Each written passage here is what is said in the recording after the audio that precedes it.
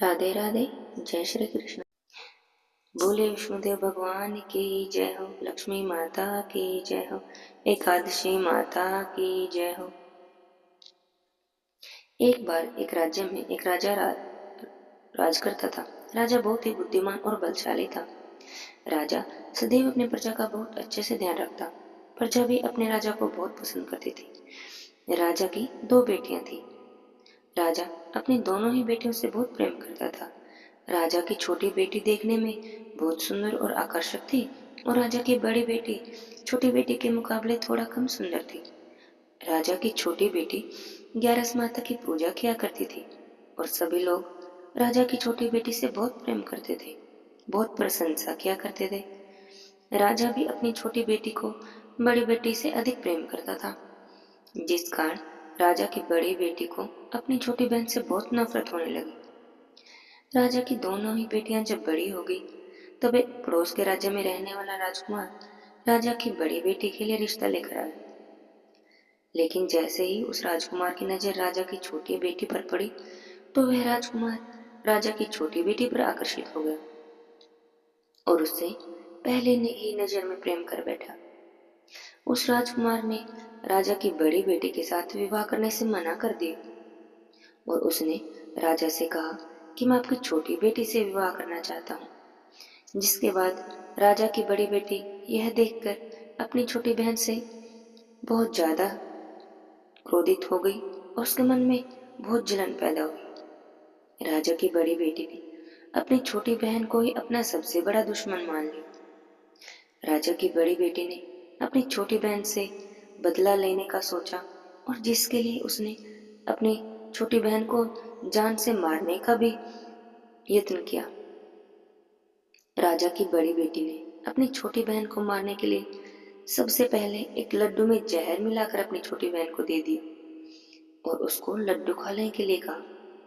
लेकिन लड्डू खाने के बाद भी छोटी बहन को तो कुछ नहीं हुआ। यह देखकर तो बड़ी बहन बहुत जल भुन गई और आश्चर्यचकित भी रह गई, लेकिन उसने हार नहीं मानी और दोबारा से अपनी बहन को मारने का यत्न बनाया। उसने जब रात में छोटी बहन अपने कमरे में सो रही थी, तब एक मटके में सांप रखकर उसके कमरे में छोड़ दिया, लेकिन सांप भी छोटी बहन का कुछ न कर पाया। जिसके बाद बड़ी बहन ने अपनी छोटी बहन से कहा कि चलो हम लोग कुएं में से पानी भर के लाते हैं। जिसके लिए वह अपनी छोटी बहन को पानी भरने के लिए बहाने ही अपने साथ ले गई, और अब उसने अपनी छोटी बहन को कुएं में ही धक्का दे दिया। लेकिन उसकी छोटी बहन को तो तब भी कुछ नहीं हुआ, क्योंकि हर बार 11 माता उसकी रक्षा कर रही थी।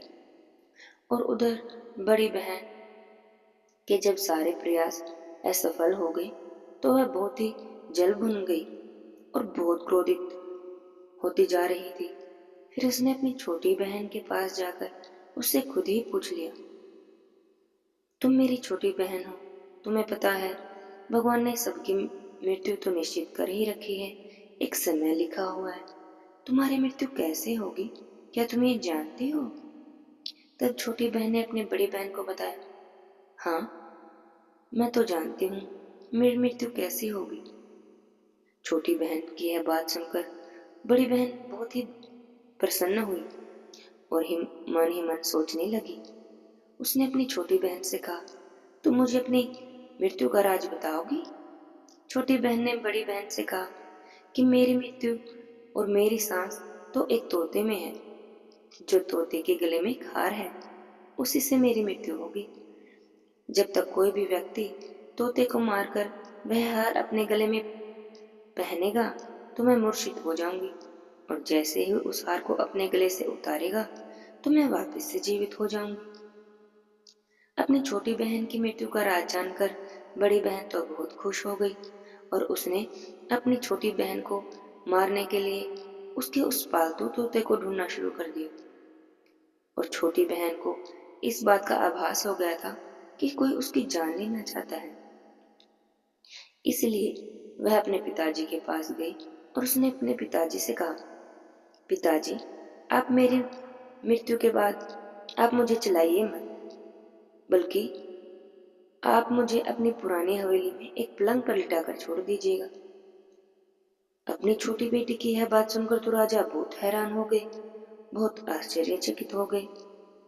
राजा ने अपनी छोटी बेटी से पूछा भी कि बेटी, तुम ये क्या कह रही हो? तब उसने अपने पिता को बताया, पिताजी, समय किसी के लिए भी नहीं रुका, कब क्या हो जाए किसी को कुछ भी नहीं पता।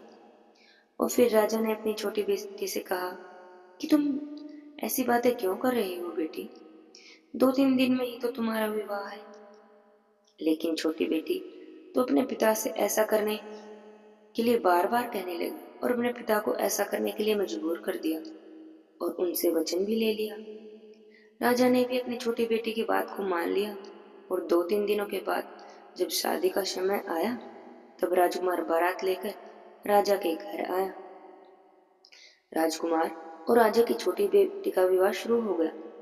जैसे ही राजा की छोटी बेटी राजकुमार के साथ फेरे लेना शुरू करने ही वाली थी, तो उसकी बड़ी बहन अपनी छोटी बहन के कमरे में जाकर उसके तोते को पकड़ लाती है और उसको जान से मार देती है। उसके गले में जो हार था उसको अपने गले में धारण कर लेती है। जैसे ही बड़ी बहन उस हार को अपने गले में पहनती है, तो उधर छोटी बहन 3.5 ही फेरे ले पाती थी कि तभी बेहोश होकर गिर जाती है। इसके बाद राजा ने बड़े बड़े वैद्य, नीम हकीम सबको बुलाया और अपनी छोटी बेटी का इलाज करवाने के लिए कहा। राजा की बातें सुनकर वैद्य ने छोटी बेटी को जब अच्छे से देखा, तो राजा को बताया कि आपकी छोटी बेटी ना ही तो जीवित है, ना ही तो मरी हुई है। यह तो मैं भी पहली बार देख रहा हूँ और अचंभित हूँ। राजा ने वैद्य और हकीम को यह बात बाहर बताने से मना कर दी और उनको कहा कि अगर तुमने यह बात किसी को भी बाहर बताई तो हम तुम्हें फांसी दे देंगे। राजा ने अपनी छोटी बेटी को उसके कहे अनुसार पुराने महल में ले जाकर एक पलंग पर लिटा दिया और वहां पर कुछ सैनिकों को तैनात कर दिया। वापस अपने महल में आ गया। राजा की बड़ी बेटी अपने पिताजी के पास आई और कहने लगी, पिताजी, अगर यह शादी संपन्न नहीं हुई तो आपकी क्या इज्जत रह जाएगी, आपकी इज्जत का क्या होगा? अगर आप कहें तो मैं आपकी इज्जत बचाने के लिए राजकुमार से शादी करने के लिए तैयार हूँ। जिसके बाद राजा ने अपनी बड़ी बेटी की बात मान ली और राजा ने बड़ी बेटी को छोटी बेटी के कपड़े पहनाकर मंडप पर भेज दिया। लेकिन राजकुमार तो यह बात जान गया था कि यह राजा की छोटी बेटी नहीं है, बल्कि यह तो राजा की बड़ी बेटी है, और इसलिए राजकुमार ने शादी करने से मना कर दिया। तो सभी लोगों ने राजकुमार को वापस करके राजा की बड़ी बेटी से बचे हुए फेरे को संपन्न करने के लिए कहा और विवाह करवा दी। जिसके बाद राजकुमार राजा की बड़ी बेटी को अपने महल ले गया। राजकुमार राजा की बड़ी बेटी से ना ही तो बात करता था और ना ही इसको पसंद करता था और ना ही उसके आसपास भटकता था। राजकुमार ने यह फैसला लिया कि वह अपनी प्रेमिका यानी कि राजा की छोटी बेटी को ढूंढकर ही रहेगा और यह जानकर रहेगा कि उसके साथ आखिर हुआ क्या है। एक दिन वह राजकुमार अपने घोड़े पर सवार होकर राजा के पुराने महल के पास पहुंच गया, जहां पर उसने कुछ सैनिकों को देखा। महल के पास पहुंचकर राजकुमार ने जब महल को ध्यान से देखा तो वह समझ गया कि यह तो हमारे ही ससुर जी का महल है। तब राजकुमार ने सैनिकों से पूछा, तुम लोग यहाँ क्या कर रहे हो? इस महल के अंदर उस पलंग में कौन लेटा है? इस पर सैनिकों ने बताया कि यहाँ पर तो राजा की छोटी बेटी लेटी हुई है। यह सुनकर तो राजकुमार बड़ा प्रसन्न हो गया और तुरंत ही वह राजा की छोटी बेटी के पास पहुंच गया और उसकी सेवा करने लग गया। जैसे रात हुई तो राजा की छोटी बेटी उठकर खड़ी हो गई। राजकुमार यह देखकर बहुत खुश हो गया और उसने उससे सब बातें पूछी कि तुम यहाँ क्या कर रही हो, तुम मेरे साथ मेरे घर चलो। राजा की छोटी बेटी ने राजकुमार को सारी बातें कह सुनाई और बताया कि मेरी जान एक तोते में बसी थी और मैंने यह बात सिर्फ अपनी बड़ी बहन को बताई थी और मुझे पता है कि उसी ने मुझे मारने का प्रयास किया है। उसके पास एक हार है जिसको वह सुबह पहन लेती है और रात को उतार देती है। जब तक वह हार को पहने रखती है तब तक मैं मूर्छित रहती हूँ, और जैसे ही वह हार को उतार देती है तो मैं जीवित हो जाती हूँ। जब तक मेरी बड़ी बहन के पास वह हार है तब तक मैं ऐसे ही जीवित और मूर्छित होती रहूंगी। अगर मेरी बड़ी बहन के पास जो हार है वह मेरे हाथ आ जाए तो मैं हमेशा के लिए जीवित हो जाऊंगी। राजकुमार यह बातें सुनकर राजा की छोटी बेटी के पास रहने का निर्णय ले लिया और उसने बचे हुए सारे फेरे उसी पलंग में लेटी हुई राजा की छोटी बेटी के साथ ले लिए और अपना विवाह पूर्ण कर लिया और वहीं पर रहने लगा। देखते ही देखते कुछ समय में राजा की बेटी और राजकुमार की पत्नी पेट से हो गई। एक दिन राजकुमार को किसी काम से बाहर जाना पड़ा। तब छोटी बहन के पेट में बहुत तेज से दर्द होने लगा, जिसके बाद उसने 11 माता का आवाहन किया।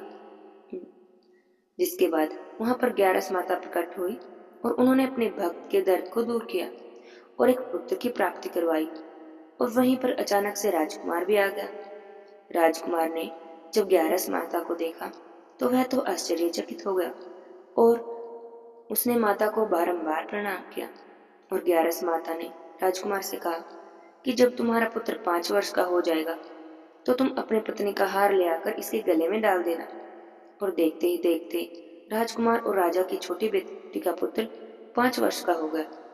तो राजकुमार अपने बेटे से कहता है, बेटा, मैं तो कुछ काम से बाहर जा रहा हूँ, तुम अपनी माता का ध्यान रखना। और वहां से चला जाता है। राजा राजकुमार को बाहर निकलते देख बड़ी बहन के सैनिक देख लेते हैं और बड़ी बहन को जाकर सारी बातें बता देते हैं। जिसके बाद बड़ी बहन अपनी छोटी बहन के पुत्र को वहां से उठवा लेती है और उसको मरवा देती है। छोटी बहन के पुत्र के भी 2 टुकड़े करवा देती है। पहला टुकड़ा चक्की के पास छुपा देती है और दूसरा टुकड़ा अपने पलंग के नीचे रख देती है। अब 11 माता भिखारी का रूप लेकर आती है। एक भिखारी का रूप देखकर बड़ी बहन के पास चली जाती है, जिसके बाद वहां पर भिक्षा मांगने लगती है। तो वह अपने नौकरों से कहती है कि जाकर भिक्षा दे दो। लेकिन जैसे ही नौकर 11 माता को भिक्षा देने के लिए आते हैं तो माता उन्हें मना कर देती है और कहती है कि मैं तो तुम्हारी महारानी से ही भिक्षा लूंगी। बड़ी बहन तब स्वयं ही भिक्षा देने के लिए माता के पास आती है। तब माता एक बिल्ली का रूप लेकर उसके कमरे में चली जाती है और वहां पर छोटी पुत्री बेटी के पुत्र के 2 टुकड़ों को आपस में जोड़ देती है और उन्हें जीवित कर देती है और वे वहां से वापस ले जाती है। एक दिन राजकुमार अपने बेटे को लेकर अपनी बड़ी पत्नी के पास गया और उससे कहता है, तुम इसका ध्यान रखना। अगर तुम इस बच्चे का अच्छे से ध्यान रखोगी तो मैं तुमसे बातें करूंगा। एक दिन राजकुमार अपने बच्चे से कहता है कि तुम अपनी माता से उनके गले का हार मांग लो। जिसके बाद राजकुमार का लड़का अपनी माता के पास जाता है और कहता है, माँ, मुझे तुम्हारा हार चाहिए जो तुमने गले में पहन रखा है। यह सुनकर तो बड़ी बहन बहुत क्रोधित हो जाती है और उसको याद आता है कि राजकुमार ने कहा था कि अगर तुम इस बच्चे का अच्छे से ध्यान रखोगी तो वह मुझसे बातें करने लगेगी, जिसके कारण वह उस हार को उस बच्चे को दे देती है और वह तुरंत ही हार ले जाकर अपने पिता को दे देता है। तभी राजकुमार अपने बेटे को लेकर वहां से जाने लगता है और अपनी पत्नी से कहते हैं, तुम हमारे लिए खाना बना कर रखना, मैं शाम को आकर तुम्हारे साथ खाना खाऊंगा। और वह अपने बेटे को लेकर वहां से चला जाता है। जिसके बाद वह राजा के पास जाता है और उनकी सारी बातें बता देता है। राजा अपनी बड़ी बेटी की यह करतूत सुनकर बहुत क्रोधित होता है और अपनी ही परवरिश को दोष देने लगता है कि मेरी ही परवरिश में कुछ कमी रह गई है, और राजकुमार को अपनी छोटी बेटी के साथ रहने के लिए आदेश दे देते हैं। बोलिए 11 माता की जय हो। हे 11 माता, जैसे अपने उस वक्त राजा की छोटी बेटी पर कृपा की, उसके सारे दुख दर्द दूर किए, ऐसे ही कृपा सब पर बनाए रखना। यह कहानी कहते सुनते हुंकारा भरते सब पर सबकी मनोकामनाएं पूरी करना। जय जय राधे श्याम।